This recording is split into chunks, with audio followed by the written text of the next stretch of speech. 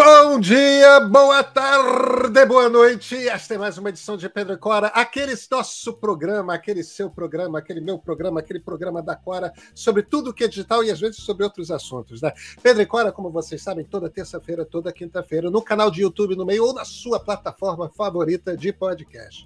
Eu sou o Pedro Dória, ao meu lado está minha queridíssima amiga Cora Ronay.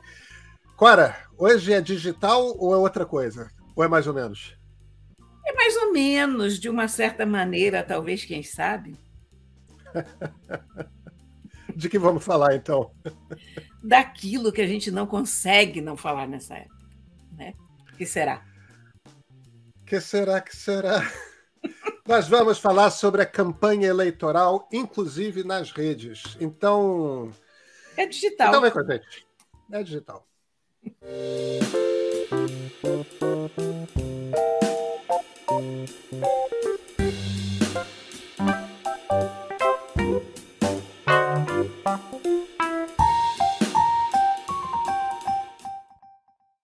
Cora Ronay, o TSE, então, está começando a decidir tirar coisas do ar, né? Como é que você enxerga isso? Pedrinho, você sabe que eu não sei. Uma parte de mim...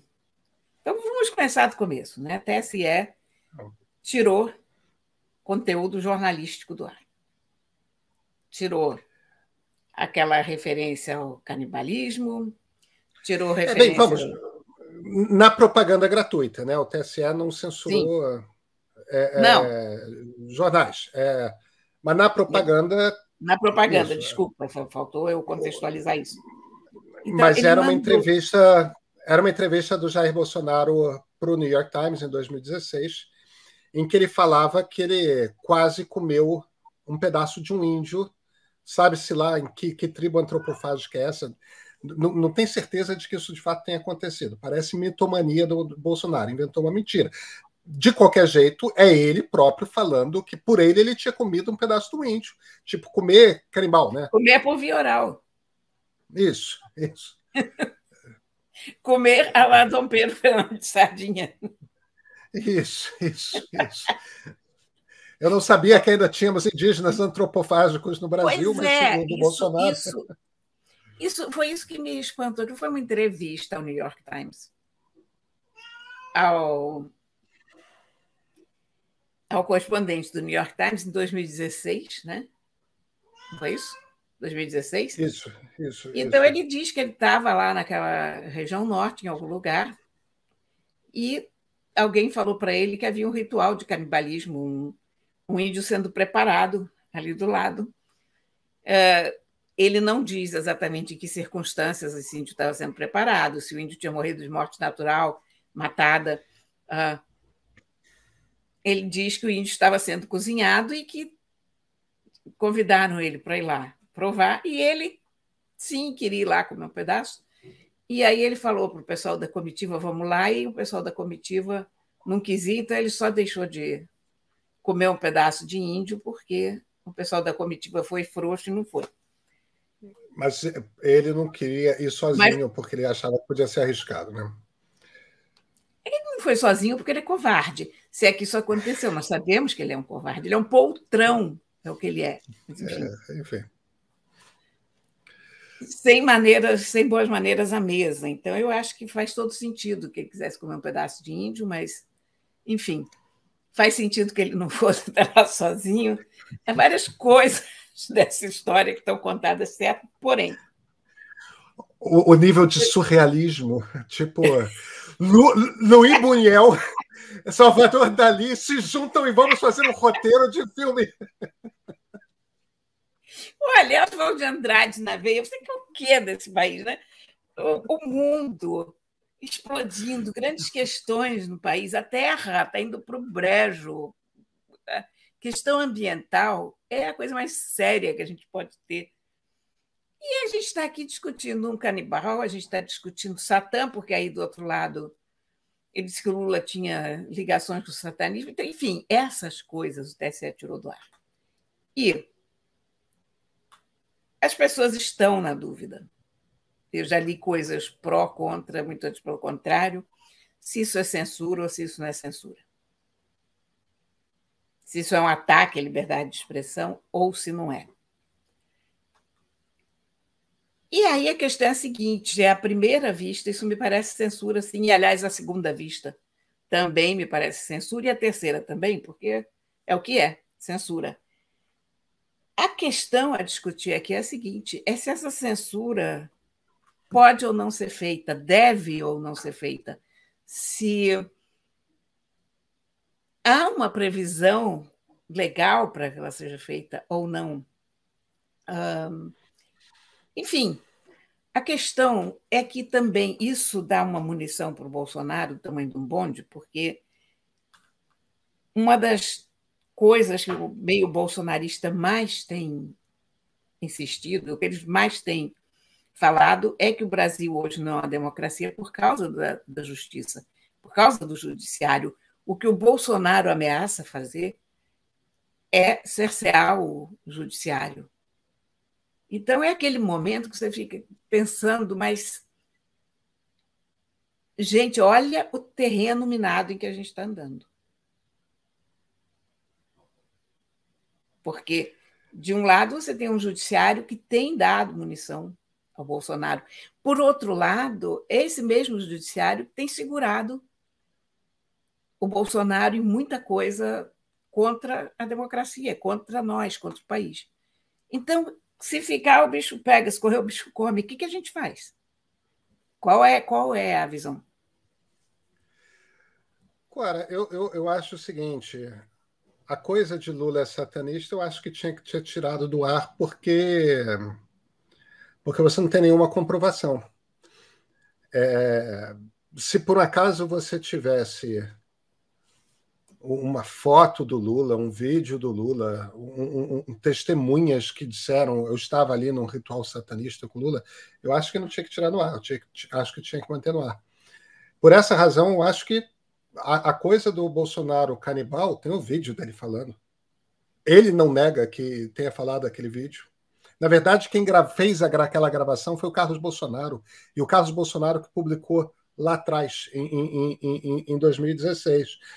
Na época que o Bolsonaro gostava de chocar, inclusive religiosos, não se incomodava. Hoje ele tem mais pruridos, ele choca os outros, né? Mas com os religiosos ele é cheio de não me toques, porque ele tem que passar por bom cristão. Mas eu acho que é um problema. O TSE quis fazer uma coisa, um no cravo, outro na ferradura, mas não devia. Veja, se fosse um veículo jornalístico publicando, aí você processa por difamação, não tem que censurar. A história de satanismo, sei lá o que for. A partir do momento que é o espaço público de veiculação de propaganda eleitoral, eu acho correto que o TSE tenha mais controle sobre isso. Mas o controle não pode entrar na linha do começar a entrar numa questão de gosto, porque só a questão do gosto pode justificar tirar o canibalismo do ar. Essa história de mau gosto é o presidente falando. Entendeu? O que o presidente falou é do jogo, não pode ser tirado. Eu acho que tem um problema sério com isso. Eu acho que o Bolsonaro se saiu bem nessa coisa, porque o que censuraram na propaganda petista não era para ter sido censurado. O que censuraram na propaganda bolsonarista tinha que ser cortado, porque você não pode usar o espaço público para uma difamação de um candidato sem provar. Entende? A minha posição é essencialmente essa.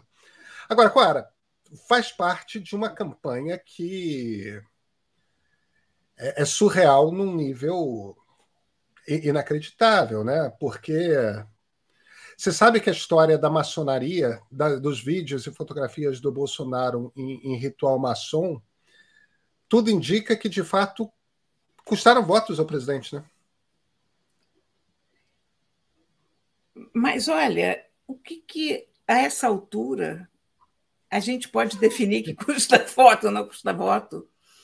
A gente está num terreno absolutamente bizarro. Eu não sei como interpretar essa campanha. Olha, eu estou com quase 70 anos, eu nunca vi nada sequer remotamente parecido com isso. Eu nunca vi nada mais irresponsável, sabe? Mais baixo.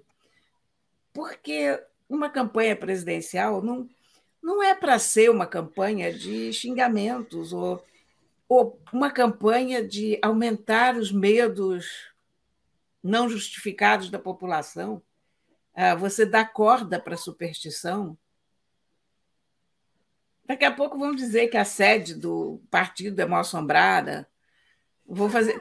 Em que terreno que a gente está entrando? Quer dizer, você tem pessoas que são altas autoridades do país dando trela a toda espécie de invencionice, de teoria conspiratória, de superstição primitiva. Eu acho que na Idade Média você teria uma coisa dessa justificada, porque as pessoas acreditavam em qualquer coisa. Mas a gente evoluiu um pouco de lá para cá. Quero crer, não sei. Dizem, imagino. Não é possível. Eu juro para você que eu fico sem palavras e fico sem reação diante dessa campanha, porque me choca a ideia de que a gente tenha descido tão baixo, sabe? A gente sempre teve um candidato ou outro esquisito. Um candidato que falava com os ETs de Varginha, ou sei lá o que. Sempre teve o elemento bizarro. Mas a gente falava de candidatos a deputado federal, ou estadual, ou vereador, ou alguma coisa dessas. Mas não de candidatos a presidente. Isso é o cargo máximo da nação. Clara, mas eu acho que a partir do momento que um cara como Jair Bolsonaro se torna competitivo, o jogo muda de natureza. É verdade. O jogo muda de natureza. É o cara que come espalhando, que nem um porco, espalhando farofa pelo chão. As pessoas são limpas, né? A gente já teve essa conversa. Então o jogo é esse. Agora, existe uma coisa. Veja, a gente está entrando num segundo turno que está disputado, que está difícil, que está apertado. Lula tem uma vantagem, mas ainda temos 3 semanas pela frente. Tem uma briga aí. E um dos lados não tem nenhum pudor de mentir, de lançar a mão de crendice e tudo mais, tal. Então, existe um debate aí para se ter, e nesse debate eu começo a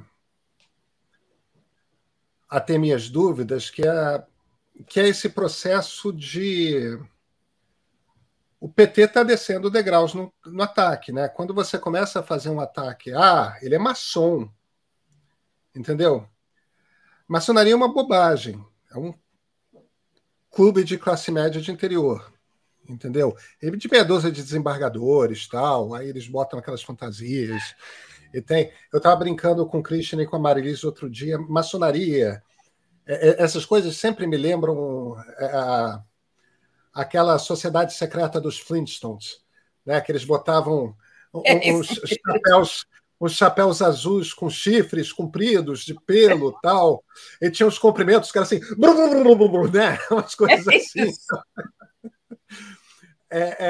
Que maçonaria tem isso, né? Aqueles comprimentos especiais que você bota o dedo não sei onde, para os maçons se identificarem. Adolescente.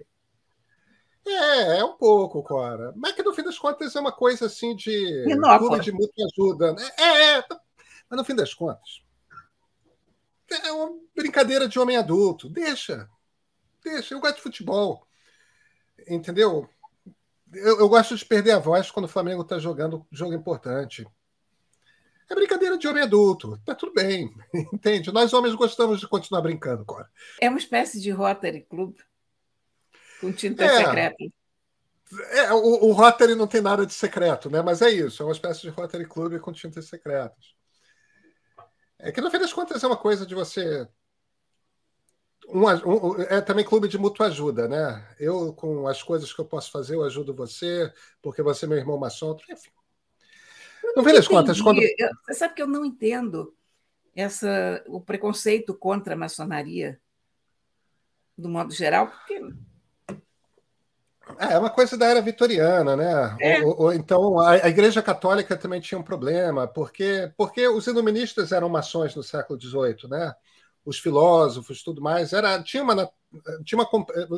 no século XVIII era um lugar que pessoas podiam conversar sobre ateísmo. As pessoas podiam conversar, tipo, tinha uma coisa de secreto, porque porque estávamos no tempo do despotismo, né? pois é, mas hoje O ponto é, no fim das contas, o PT usou esse negócio contra o Bolsonaro porque sabe que evangélicos e católicos ainda têm preconceitos com a maçonaria, que são essencialmente isso, preconceitos. E então é um ataque meio rasteiro, né? É um ataque do tipo, pô, ele falou na maçonaria. O máximo que eu diria a respeito disso é que é meio kitsch, mas, mas tipo, tudo bem. Mas existe esse preconceito e está sendo explorado. Assim como essa coisa do. A coisa do canibal eu acho um pouco mais complexa, porque se indica também uma coisa de caráter, né? Alguém que se predispõe a comer carne humana por curiosidade. Eu fico. Porque uma coisa é quando você vem de uma cultura antropófaga e está no século XVI. Você é um tupi do século XVI, né? Você é o Araribóia. Era o que era, né? Estavam no século XVI. Hoje em dia eu acho para um, mas de qualquer jeito é um golpe meio baixo, né? Agora, por outro lado, o que eu fico pensando é o primeiro turno inteiro, nenhuma das candidaturas, nem a candidatura do Lula, atacaram o bolsonarismo do jeito que o bolsonarismo ataca elas. Será que você perde a eleição se você não fizer ataque no mesmo nível? Será que você põe em risco a eleição, uma eleição na qual a democracia está em risco? Eu não tenho resposta para isso, Cora. olha, eu não tenho, mas o meu problema é o seguinte: é que eu não acho que as pessoas que o PT tem que conquistar sejam os bolsonaristas. Quer dizer, Não, mas eu acho as que. pessoas com quem isso funciona, porque eu não vejo esses votos que Ah, foram. não, eu acho que tem voto de evangélico que está em dúvida entre Lula e Bolsonaro, que pode decidir ficar em casa ou não votar no Bolsonaro e votar no Lula numa dessas. Eu Você acho que tem acha? voto para se conquistar. Ah, tem voto para conquistar aí, sim. E eu acho que tem voto para conquistar de gente que está indecisa, de gente que Sim, quer. mas De gente, não, indecisa não é nem o termo, de gente que não quer nenhum nem outro. Você tem que ir nessas pessoas, as pessoas que votaram na Simone, as pessoas que votaram no Ciro, as pessoas que não foram votar. Então, essas pessoas,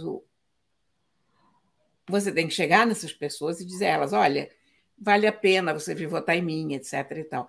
Mas eu não acho que essas pessoas sejam convencidas por esse tipo não, de ataque. Você acha que é? tem, tem, tem indicadores estatísticos que a coisa da maçonaria pegou. Porque, veja, nesse momento, nas igrejas, tem uma quantidade imensa de igrejas no Brasil em que os pastores estão botando uma baita de uma pressão em pessoas que votaram no Lula para virar o voto. Existe uma coisa, existe um outro fenômeno que é um fenômeno que ocorre muito, que são famílias de classe C, em geral evangélicas. O marido é bolsonarista, a mulher é lulista. E tem uma pressão familiar interna, tal. Quer dizer, Esse é um voto em disputa, sim.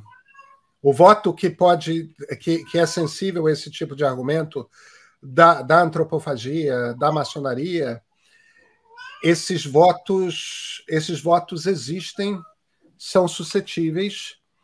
Agora, você está, em ambos os casos, explorando os preconceitos das pessoas, né? Pois São é. campanhas baixas.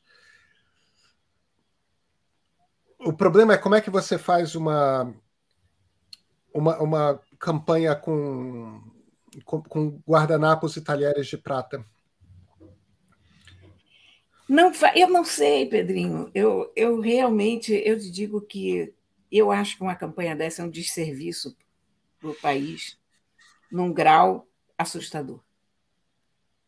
Porque ele confirma um viés primitivo, ele é tudo o que a gente luta para apagar no mundo, né? É uma derrota civilizatória. É. Mas, Cora, a gente está na derrota civilizatória. A gente está. A gente está. Entendeu? Jair Bolsonaro chega ao segundo turno pela segunda vez. Jair Bolsonaro ser eleito presidente da República é uma derrota civilizatória. A questão é Agora, quanto que nós ainda vamos afundar nisso, porque, por outro lado, a gente está vendo o Bolsonaro, mas o fato que houve uma união muito grande contra Bolsonaro, que houve uma coalizão de forças que não se falavam contra Bolsonaro, o fato que essa coalizão liderada pelo Lula teve tantos votos, isso deve dar algum alento para nós, porque senão a gente vai ficar desesperado, né?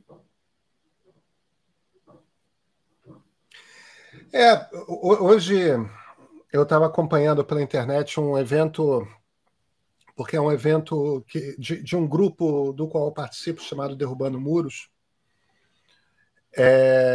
e eles foram recebidos parte do grupo foi recebida pelo Lula e pelo Alckmin hoje, porque o nosso grupo produziu, sob o comando do Zeca Martins, que é um sociólogo, um empreendedor, promoveu um documento muito interessante chamado Uma Agenda Inadiável, que são propostas, guias, sobre como que o Brasil deve pegar, qual o caminho para a educação, qual o caminho para a saúde, qual o caminho para o meio ambiente, qual o caminho para empreendedorismo, qual o caminho...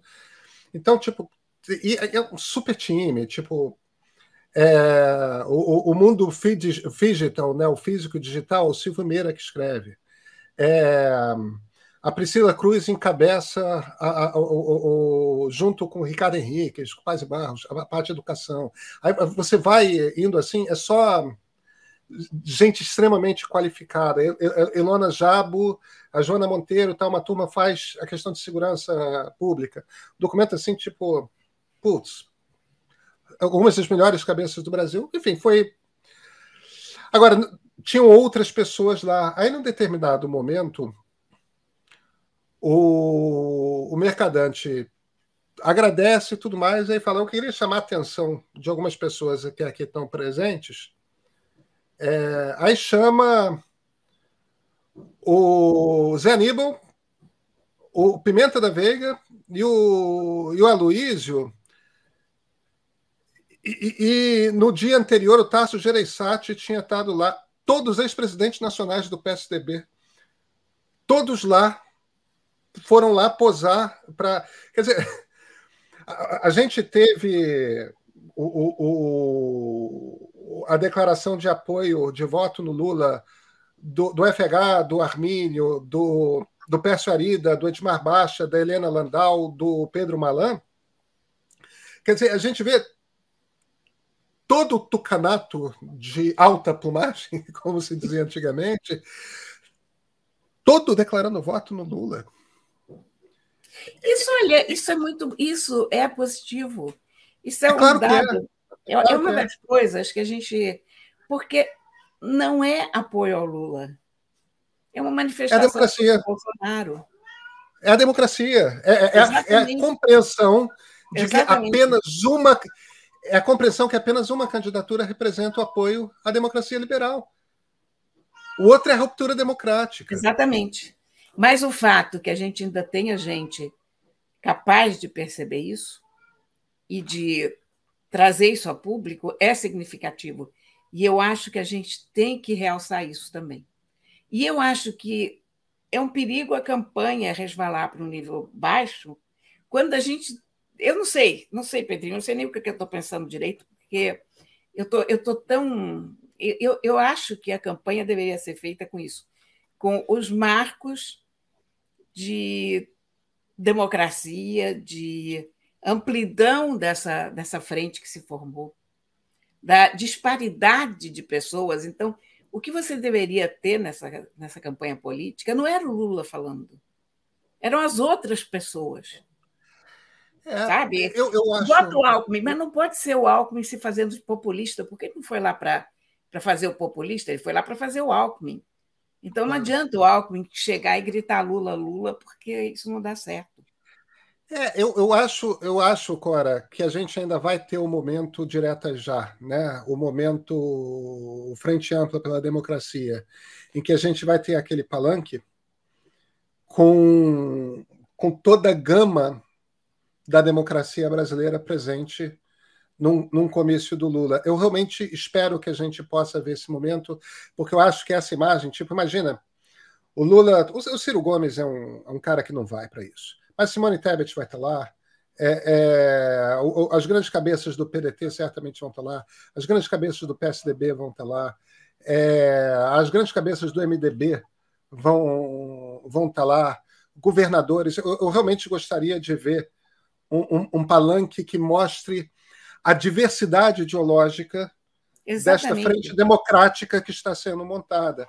É Porque isso que devia ser realçado, a meu ver. E essas pessoas é que deviam estar aparecendo na campanha eleitoral,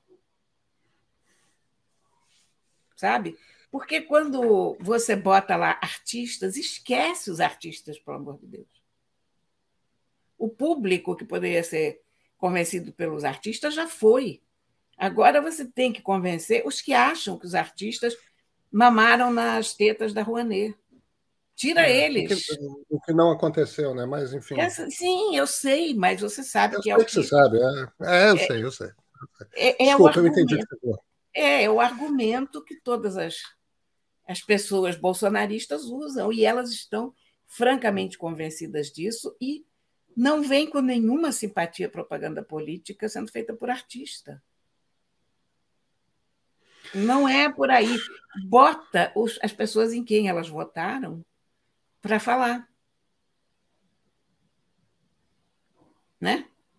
Bota a Simone Tebet para falar, bota a Marina Silva para falar. Faz uma campanha mais política, né? Exato. Mostra a democrática. quantidade de cabeças e de visões diferentes estão nessa campanha. Cora, você tem livro para gente? Tenho. Vamos falar de livros, porque política não está sendo uma alegria, né? Aliás, nem o prêmio Nobel está sendo uma alegria, porque eu acho que a Academia Sueca deveria ter dado o prêmio para o Rushdie. E, mais uma vez, eles perderam a chance de se impor e de marcar um ponto. Olha, não se persegue escritor, não se mate escritor. Eles já deviam ter feito isso anos atrás, quando o Rushdie foi ameaçado pela fátua, e agora, de novo, não fizeram isso. Covardes, sabe? Covardes. Por outro lado, o lado bom é que escolheram a Annie Ernaux. Aí eu trouxe os livros da Annie Ernaux para cá. Tem lugar. Cora, então deixa eu te fazer uma pergunta. Eu acho que você vai respondê-la, mas eu nunca li Annie Ernaux. Ah, pronto. Por onde que eu começo? Olha, você tem 2 bons lugares para começar, que seriam O Lugar e os Anos. Os Anos é considerado o grande livro dela. Todos os livros dela têm, não vou dizer fórmula, porque não é uma fórmula, mas é o mesmo estilo, é o mesmo jeito de escrever. Ela inventou um tipo de autobiografia impessoal, de autobiografia coletiva. Então, ela fala da experiência dela, mas ela transforma essa experiência num fenômeno coletivo. Ela percebe essa experiência no contexto de uma geração, de uma época, de uma classe social, sobretudo. Então, é muito interessante. Eu gosto, as pessoas gostam muito dos Anos, eu gosto muito dos Anos também, mas, particularmente, o que eu mais gosto desses dois é o lugar. O lugar, porque é o lugar, aquele ponha-se no seu lugar, é a esse lugar que ela se refere. O pai dela era dono de um café, mercearia, numa pequena cidade. E ela faz a transição social. Ela é a primeira pessoa da família dela que vai estudar, que vira acadêmica.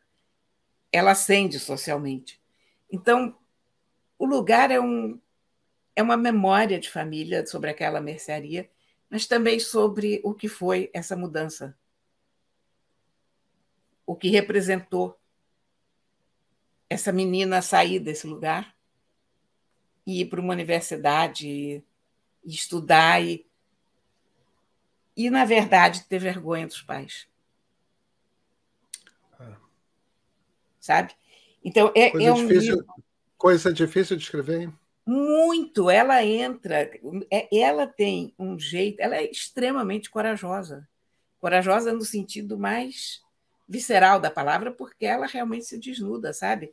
O acontecimento, por exemplo, esse aqui, é a história do aborto que ela fez, no momento em que isso era proibido na França, como continua sendo aqui no Brasil. Então, você imagina o que é essa moça que tem essa responsabilidade toda, que saiu desse lugar pequeno, é a primeira da família que vai para a universidade, o futuro daquela família depende dela e, de repente, ela engravida. E aí todo aquele futuro brilhante se desfaz, ou pode se desfazer. Se ela não fizer um aborto, ela acabou, porque ela vai ter que largar a universidade, ela vai ter que virar uma mãe no interior e tal. Então, é uma coisa terrível como ela descreve tudo isso, como ela descreve a situação, a circunstância humilhante desse aborto, a dificuldade, a falta de empatia das pessoas. É um livro espetacular, se chama O Acontecimento. Os Anos é uma obra mais vasta, ele pega meio que toda a biografia dela, de ponta a ponta, casamentos, e é a história da geração dela. Ela é uma pessoa que está hoje com 82 anos, ela é uma pessoa que passou por 68, que viu muitas mudanças no mundo, na sociedade francesa, na família dela. É muito bom. O mais recente é o que eu gosto menos, se chama A Vergonha. E esse aqui abre com a confissão de que o pai dela tentou matar a mãe uma vez. E de como isso marcou a vida dela. Tinha 12 anos nessa época. É curioso, porque é um estilo confessional que não te soa confessional, sabe? Ela se baseia muito nos diários dela, ela se baseia nos acontecimentos em volta. E, em francês, ela usa muito o on, né? Que é aquele pronome genérico, né? On dit que, on va.